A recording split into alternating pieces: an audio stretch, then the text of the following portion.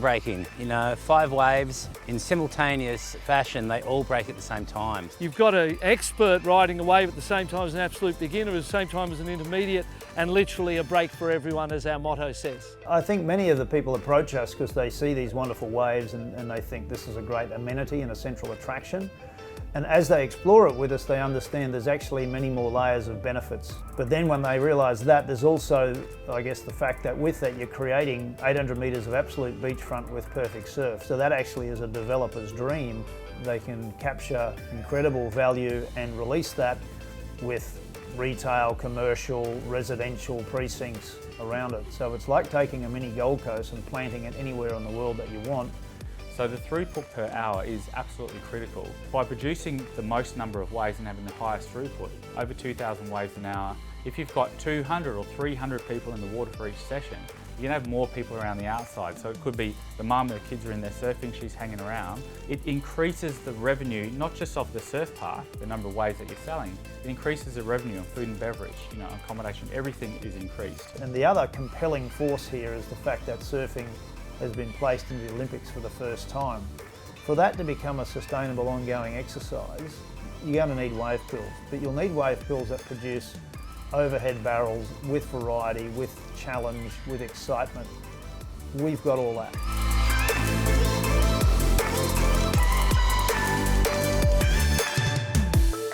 Well, if we look at it from a broader community engagement perspective, it's not just about the riding waves. There's so many different options to a surf lake that can benefit the community broadly. And again, turn the waves off and you have a fantastic facility for even sailing, for kayaking, for triathlons, for anything that's water-based. We realised in discussions with licensees that many of them have either site constraints or they're just not in a current surf market. And so the concept of having overhead barrels in some countries is really not needed, or not yet. And so many of them wanted to have a smaller version, which is just really a family entertainment, learn to surf type model. And so we're developing that standard model, which is a smaller lake, smaller mechanism, and therefore smaller waves, but it's much more accessible, cost-wise and size of footprint of the lake, and then the waves are generally all intermediate waves. We'll have, in some cases, one hollow wave for those that do have more skills, and it still then provides a progression from white water to rolling surf into a hollow wave.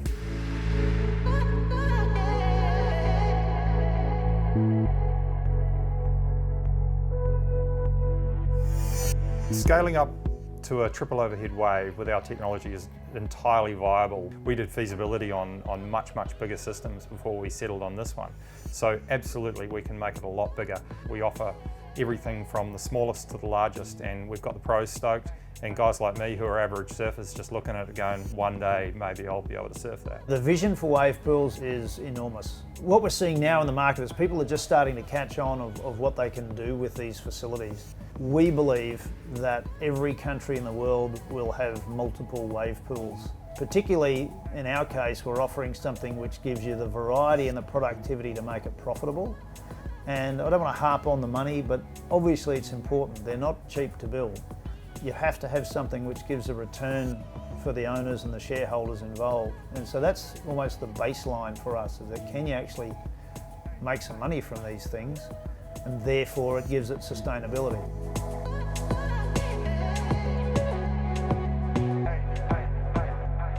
We're not trying to replace the ocean, but we want to be as close as we possibly can to it. And the waves that we produce here are definitely real ocean-like waves with a peak and a trough. You look at the result for the waves and the smiles on everyone's faces. It is an absolute success. We have proven the technology resoundingly. Now it really is just an engineering exercise. Started slow, like a tree grows out in the open. These things don't grow. The electricity that powers the electric motors can absolutely be generated from renewable sources such as solar panels and wind turbines. We just need to turn a compressor shaft. How you want to do that, there's endless possibilities. You normally don't have people hanging around the soccer field or a football field after hours just because it looks pretty. Whereas you go to one of these facilities, you'll want cafes, restaurants, people want to live there just so they can see it, look at it, play at it. We have legitimate waves that can really wow people, and we've only just started. We can scale up, we can produce what you want, wherever you want. The appetite for that's growing. It's the birth of an industry, and I see them being a common fixture in at least the surfing centres, and then the potential for taking surfing to regions that don't have waves is amazing. I think what we'd hope for people when they see this is to understand that A, it's real, we're producing incredible waves. If they have that desire for their country, for their city, their location, their theme park, whatever it may be, that they really need to contact us to explore the possibilities. Once they understand the layers of opportunity that come with our style of facility, that they can't pass it up. We really believe in it, and we want people to have the opportunity to consider this and take it on for their community. So give us a call.